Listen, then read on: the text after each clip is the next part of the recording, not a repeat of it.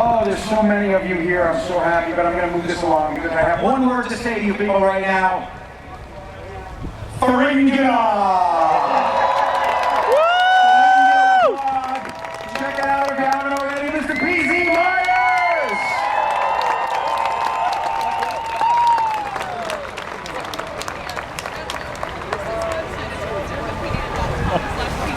Yeah, nice hat, I know.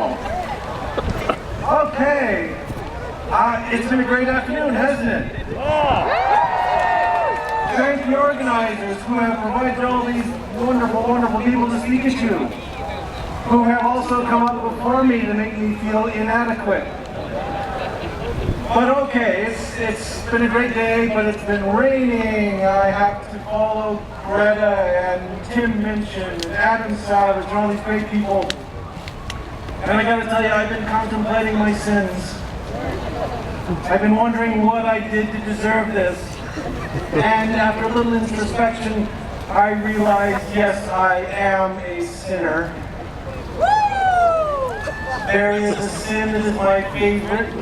It's one I indulge in several times a day. I really kind of like wrath. And I am feeling wrathy today. It happens every time I get closer and closer to Washington, D.C.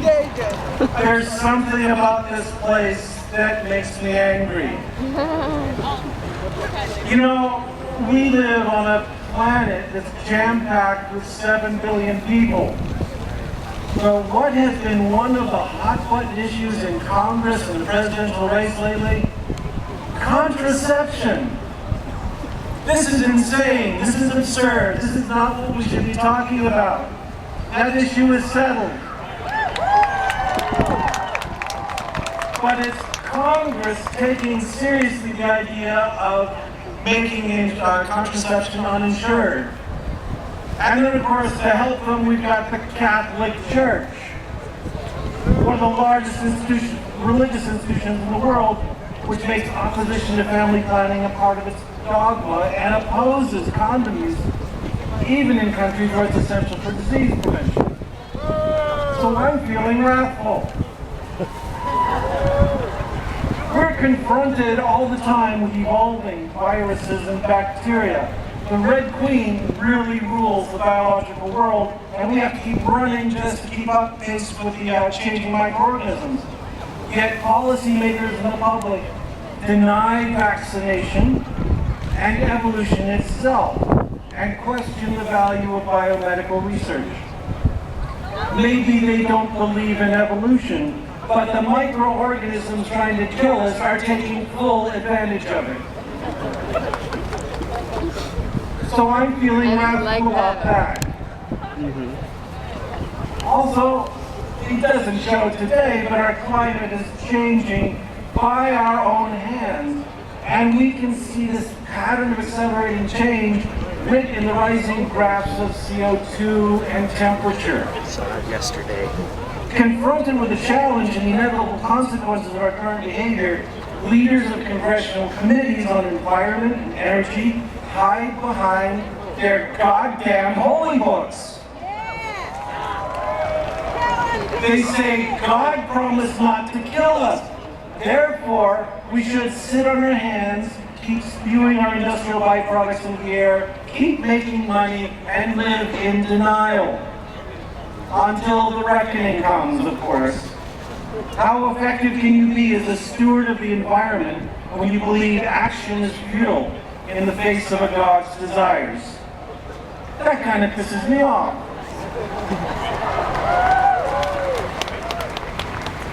Maybe you've noticed, but we're at war.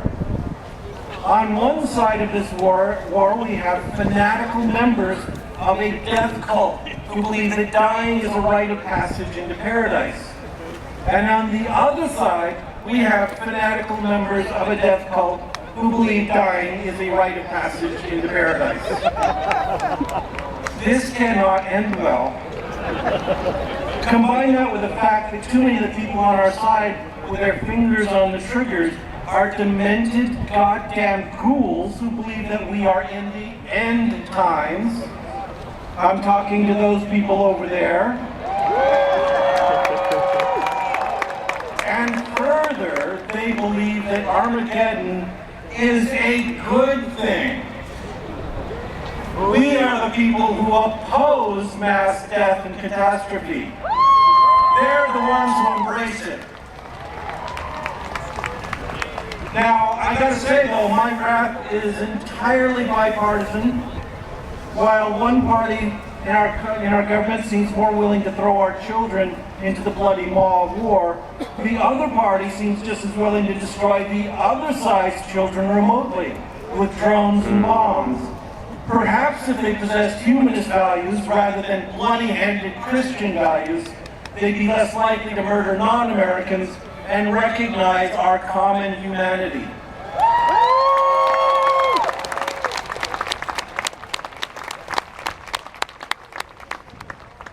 And you know what's getting in the way of getting anything done? Our leaders are mired in a web of fantasy and wish fulfillment. An example, we know for a fact that abstinence-only sex education does not work.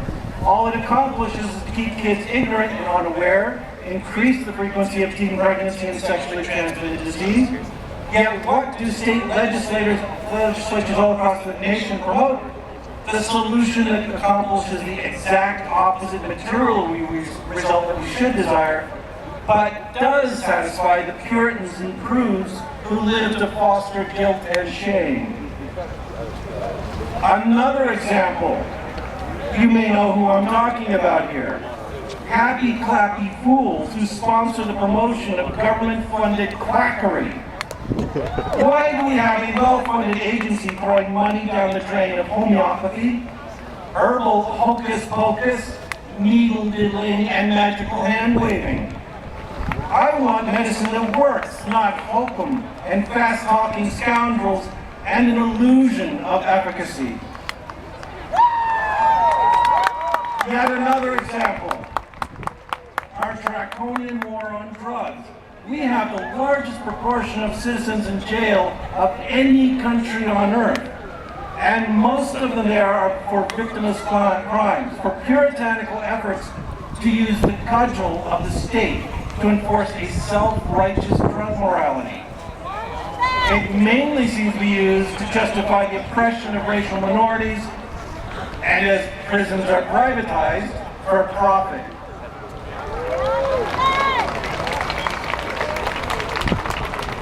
So we live in this diverse, pluralist country with deep inequities in economic and social opportunities.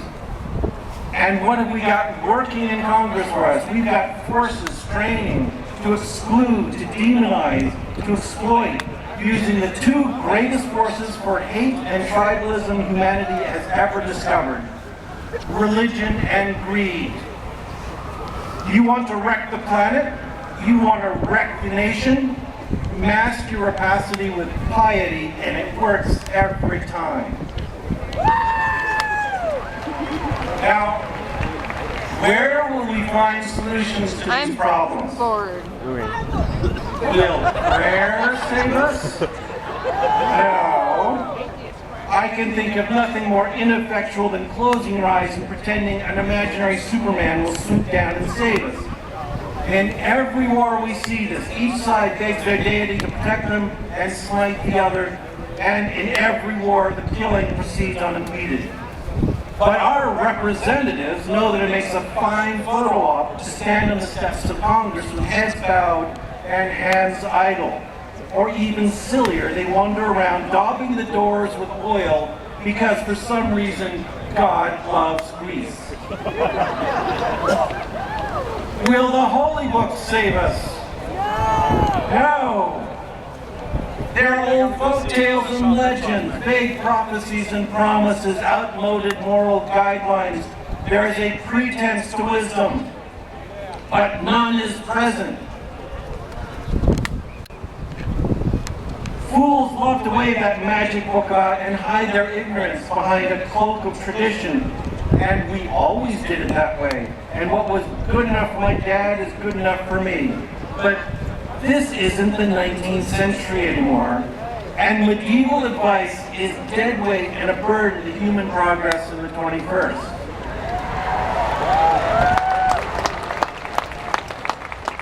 Will faith save us? No way. Faith is a vice pretending to be a virtue. It's lies and errors and frothy nonsense, deluding us and distracting us from action. There is no salvation in wishful thinking, only inertia. Faith is the enemy of reason. The one thing every single one of us here must be united in despising is faith. It's the barren refuge of the vacuous, the fearful, the frauds, and the obstacles to accomplishment. So I'm feeling a little bit cranky. But at the same time, I'm optimistic. I have hope, not faith. Nope, not faith, but I do have hope. And I see hope right here in this rising tide of secularism, this great crowd of people, all here because you aren't going to stand for irrationality anymore. Because you want reality to rule. I see hope in science and technology. Because, like it or not, we are a tool-using species, and science is how we solve problems. We are committed. We either correct our problems using the tools we have to hand, we change our course, and we come up with new answers, or billions will die. That's my prophecy. I also see hope in a more liberal culture. That what we will do is have the flexibility to adapt to a world that is changing fast, that we will gladly embrace diverse new ways of thinking by accepting everyone as equals and co-contributors to solutions. We cannot afford to tell half the population their job is changing diapers or cleaning the kitchen. We cannot tell brilliant people that their only role in our society can be mowing our lawns or driving our cars because of the color of their skin or the accents in their voices. I see hope in all of you people who say our solutions must be found in the real world, not fantasies of the supernatural, in people who value reason, logic, evidence, and experiment, in people who are willing to try, and when something doesn't work, to back off, admit error, and try something new. That's what this rally is all about. It's a call for people to rise up in wrath, to oppose the idiots who come to power by hiding behind the ridiculous prophecy of a God. It's time for us to fight, to change the world, to make a better world for people, the people, not plutocrats and priests. But let me leave you with one message. I've been seeing signs around. They say you can be good without God. Let me tell you, no one fought for change by being nice. I want you all to join me in being bad without God. Thank you.